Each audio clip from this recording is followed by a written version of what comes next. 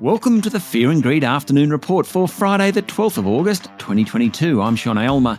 Every afternoon we've got the 5 stories that happened today that you need to know about. Let's jump into it.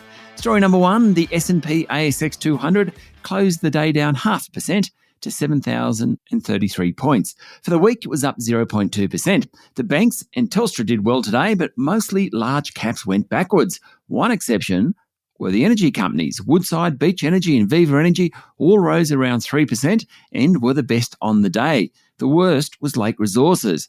It has had quite a month. It fell 13.5% today, but it has had a ridiculously strong run over the past 4 weeks. Story number 2. Federal and state energy ministers met today and agreed to a series of reforms to the gas market. After being told by the Australian Energy Market Operator that challenges will remain for the next couple of years, the ministers agreed to a number of changes. Among these reforms is extending most of the AEMO's powers and functions on the East Coast to allow gas suppliers to better forecast and manage supply shortfall risks, such as allowing direct market participants to support supply gas where necessary. They also include giving federal and state energy ministers power to declare certain transmission lines as having national significance.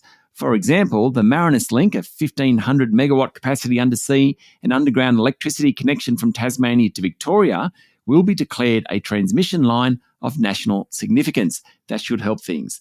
The ministers also agreed to include an emissions reduction in the national energy objectives. Story number 3. ANZ Chief Executive Shayne Elliott thinks it's extraordinarily unlikely that the Australian economy will enter recession, saying the terms of trade, low unemployment and the big savings pool will keep the economy in good stead. He said there's a lot of cotton wool in the system to help us withstand shocks. He added that the Reserve Bank faced a difficult task in cooling inflation because of the lag between raising interest rates and the impact of those increases on economic activity. Mr. Elliott said the labour market had also moved quickly, with shortages still a major problem. He also commented on the upcoming Jobs Summit. He said, "I'm not sure we need a job summit as much as a workers' summit. There's lots of jobs. We just need people to fill them." Fair enough. Story number 4. Insurer IAG announced a big drop in full-year profit thanks to investment markets, but it is targeting more customers in the home and motor insurance business. The Sydney-based insurer behind brands such as NRMA said the full-year cash profit had fallen to $213 million from $747 million. That's quite a drop. Apart from investment markets, insurers have been hit hard by the floods along the East Coast. IAG's bill came to $1.12 billion.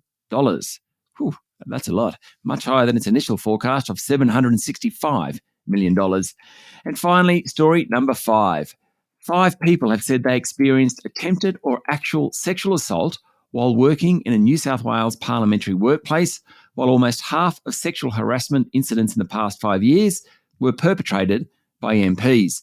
New South Wales Premier Dominic Perrottet today released the landmark Broderick investigation into workplace culture in New South Wales Parliament and said it had unearthed sobering, confronting and completely unacceptable findings. It certainly is difficult reading. 3 men and 2 women disclosed their experiences of attempted or actual assault in the past 5 years, and people with a diverse sexuality were overrepresented among those statistics. 1 in 5 workers also said they experienced sexual harassment, which the report said represented a significant proportion of the New South Wales parliamentary workforce. Just under half of sexual harassment incidents were perpetrated by MPs, while female MPs were the most likely to report having experienced sexual harassment in the past 5 years. Almost half the incidences of sexual harassment occurred inside New South Wales Parliament House itself, while the rest were spread across electorate offices, work travel, social functions, and online. It's very sober and disturbing reading. That's it for the afternoon report for Friday, the 12th of August, 2022. Adam Lang and I will be back tomorrow morning for the weekend edition of Fear and Greed. I'm Sean Aylmer. Enjoy your evening.